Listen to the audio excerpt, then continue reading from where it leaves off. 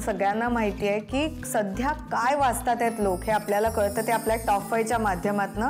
या आठवड्याची महत्त्वाची टॉप 5 पुस्तकं कोणती हे सांगतात आहेत राजहंस पुस्तक पेठेचे संचालक संजय भास्कर जोशी। पुन्हा एकदा राजहंस पुस्तक पेठेतून मी संजय भास्कर जोशी तुमच्याशी गप्पा मारायला आलोय। नेहमीप्रमाणे मागच्या महिन्यातली टॉप 5 विकली जाणारी गेल्या काही दिवसातली पुस्तकं मी तुम्हाला सांगणार आहे। आणि तुम्हाला एक सांगतो बरं का, निदान आमच्या राजहंस पुस्तक पेठेत अशी पद्धत आहे की प्रत्येक बिल संगणकीकृत असल्यामुळे मी ॲक्च्युअली किती पुस्तक कुठली विकली याचा अभ्यास करून ही टॉप 5 तुम्हाला सांगत असतो। असं गंमत बघा ना, उन्हाळ्याची सुट्टी लागली आहे आणि मुलं भरपूर येत आहेत, त्यामुळे खरोखरच आमच्या टॉप 5 विक्रीमध्ये पहिल्या क्रमांकाचं पुस्तक आलंय ते म्हणजे चिंटूचे संच। दणादण लोक खरेदी करतायत आणि गंमत अशी आहे, लोक बरं का मुलांच्या नावावर चिंटू घेतात आणि मोठी माणसं देखील वाचत असतात।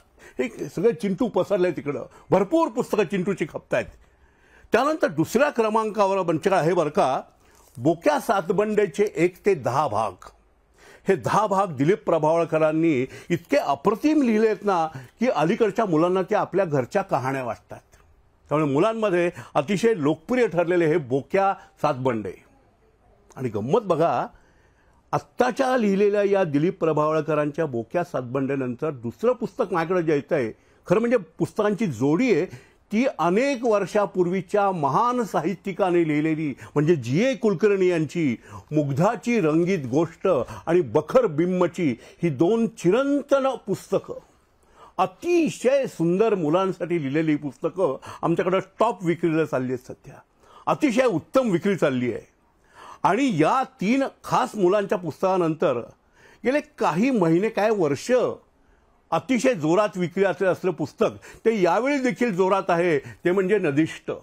काय करावं, महिन्यामागून महिने हे पुस्तक आमच्या टॉपमध्ये येतच। मनोज बोरगावकरांनी लिहिलेली नदीच्या काठच्या जीवनाची कहाणी अजूनही लोकांमध्ये विलक्षण लोकप्रिय आहे। आणि सध्या गेल्या 2-3 महिन्यात अतिशय लोकप्रिय झालेलं अभिराम भडकमकर यांचं सीता हे पुस्तक देखील यंदा टॉपमध्ये आलंय बरं का। तर ही होती यावेळची टॉप 5 पुस्तकं। पण मी मागच्या वेळी म्हटल्याप्रमाणे एक लेखक, वाचक, समीक्षक आणि विक्रेता या नात्यातून मी तुम्हाला काही पुस्तकांची सजेशन देणार आहे, शिफारस करणार आहे। यावेळी मी अगदी वेगळा प्रयोग करणार आहे।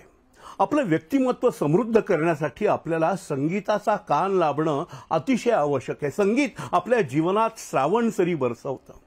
तर 4 संगीत विषयक पुस्तकं नुकतीच आलेली ती मी तुम्हाला आवर्जून सांगणार आहे। मी त्यातलं पहिलं पुस्तक आहे सत्यशील देशपांडे यांचं गान गुणगान। अतिशय जाणकारीने लिहिलेलं शास्त्रीय संगीतावरचं पुस्तक आणि त्यात वैशिष्ट्य म्हणजे यात पानोपानी त्यांनी QR कोड दिलेत की तुम्ही स्कॅन करून लगेच ते गाणं आणि बंदिश ऐकू शकता। त्यानंतर नुकतंच आलेलं एक अतिशय सुंदर पुस्तक म्हणजे हिंदी चित्रपट संगीतामध्ये वाद्यांचं काय काम असतं, त्यांचा काय भाग असतो, त्यांचं महत्त्व काय असतं याविषयी सांगणारं सुहास किर्लोस्करांचं गाता रहे हे पुस्तक आवर्जून वाचायला हवं असं। नेहा लिमये यांनी अतिशय जाणकारीने शास्त्रीय संगीताची ओळख नाट्यसंगीत आणि चित्रपट संगीताच्या माध्यमातून करून दिली आहे असं एक सुंदर पुस्तक म्हणजे शब्द सूर जपून ठेव नेहा लिमये यांचं।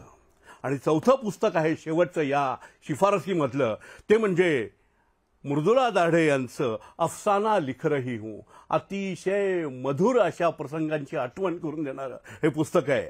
तर मित्रहो, ही पुस्तकं वाचत राहा आणि नेहमीप्रमाणे मी म्हणेन, वाचाल तर समृद्ध व्हाल। तेव्हा मित्रांनो, वाचत राहा, समृद्ध होत राहा। धन्यवाद। यावेळच्या टॉप 5 पुस्तकांमध्ये आवर्जून बाल साहित्याचा उल्लेख झालेला दिसतोय। ही खूप आनंदाची गोष्ट आहे की सुट्ट्या लागलेल्या आहेत आणि पालक आपल्या मुलांना दुकानात जाऊन पुस्तकं विकत घेऊन देतात आहे आणि त्यांना वाचनासाठी प्रवृत्त करतात आहेत। त्यामुळे येत्या कालावधीत आम्ही सुद्धा बाल साहित्यावर भर देणार आहोत। तुम्हाला जर काही नवीन पुस्तकं सुचली तर आम्हाला जरूर कळवा। त्यासाठी आमचा ईमेल ID आहे anandachapan@gmail.com। पुन्हा पुढच्या आठवड्यात भेटूच, तोपर्यंत वाचत रहा। धन्यवाद।